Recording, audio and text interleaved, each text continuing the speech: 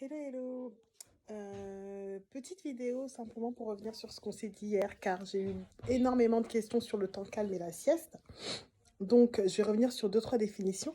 D'ailleurs, je profite pour ce moment simplement pour vous remercier pour tous les messages que j'ai reçus, toutes les questions qui m'ont été posées à ce sujet. Sincèrement, je ne pensais pas que ça aurait généré autant d'interrogations. Donc, si vous avez d'autres questions ou d'autres sujets que vous aimeriez qu'on aborde, n'hésitez surtout pas à, à me les faire passer pour que je puisse, pour qu'on puisse discuter entre nous, hein, tout simplement.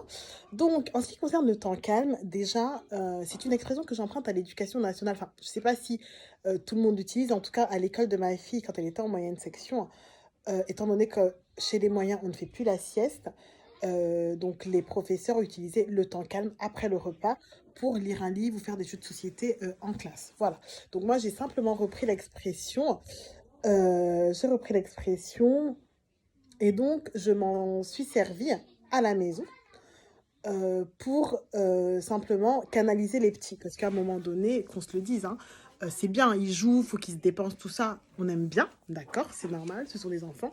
Mais à un moment donné, les enfants doivent comprendre qu'il faut se canaliser un peu et rester tranquille, donc faire autre chose que de courir partout. Un livre, un jeu de société, un jeu calme, des histoires, peu importe.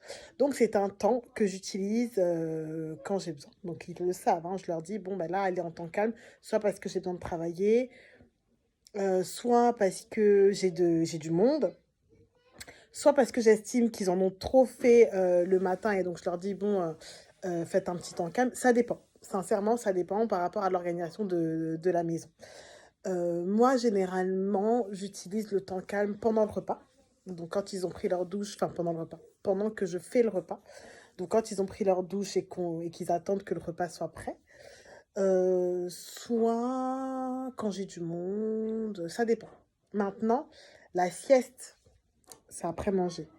Après manger, on va dormir. Je me rappelle quand j'étais jeune, mes frères, enfin, mes grands frères, mes grands cousins, mes grandes sœurs, ils nous obligeaient à faire la sieste. On était obligés de dormir. C'était même à base de chicotte. Si on te voit seulement ouvrir un bout d'œil, seulement, c'est à base de chicotte. La sieste, elle était obligatoire quand on était petit. Donc moi, c'est ce que je fais. Bien sûr, sans la chicotte, je fais quand même le shérif pour qu'ils comprennent que c'est important pour eux de faire la sieste. Même si on y dorment pas, hein, mais au moins rester allongé. On prend une attitude de sommeil, une attitude de repos. On s'allonge. Et ça, c'est vraiment non négociable, sauf quand vraiment ils arrivent à me convaincre. Parce que, bon, faut qu'on se le dise, hein, les enfants sont de très, très, très bons commerciaux, donc on peut souvent tomber dans le panneau. Donc, voilà. Que vous dire d'autre? Et puis, donc, la sieste ou le temps calme. En général, la sieste, donc, c'est 1h30, 2 heures en fonction de ce qu'il y a à faire ou pas. Là, comme on est en confinement et qu'on fait l'école à la maison, donc je les mets à l'assiette de 13 heures à peu près jusqu'à 15 heures. Comme ça, ils ont 2 heures de repos pour entamer donc l'école l'après-midi pour 1h30. Sinon, le temps calme, ça dépend. Généralement, le temps calme, c'est 1 heure.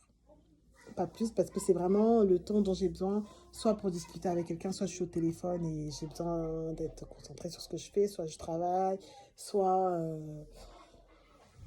soit ils sont punis et j'appelle ça un temps calme juste pour leur montrer que voilà, vous abusez. Voilà, donc ça dépend. Que vous dire d'autre? Je pense qu'on a fait le tour hein, sur ce sujet. Donc n'hésitez pas à le mettre en pratique si c'est pas fait, de le tester et me faire des retours, voir si ça fonctionne pour vous ou pas. En tout cas, pour moi, ça fonctionne depuis de très longues années. Et sincèrement, ça m'aide beaucoup. Ça me permet de faire autre chose pour moi dans la journée. Alors quand je dis autre chose, bien évidemment, les mamans, on se connaît ici, hein. Vous allez profiter pour aller faire du repassage, pour aller... Non, non, non. Pendant qu'ils sont en temps calme, sincèrement, et ça rend service, on essaye de se reposer, de faire un truc pour soi, un truc qu'on aime bien. Manger une glace devant Netflix, je sais pas, plateau repas devant une série, lire un livre si on a envie, glander sur Internet si on a envie. Mais sincèrement, on évite les corvées parce que sinon, on n'a pas profité en fait. Sinon on n'a pas profité du temps calme. Voilà, donc n'hésitez pas à revenir vers moi, me faire des suggestions de sujets si jamais vous en avez. Si la vidéo vous a plu, n'hésitez pas à la partager. Et voilà, voilà, c'était les astuces de ma mienne. Voilà, restez fort et positif. Ciao, ciao.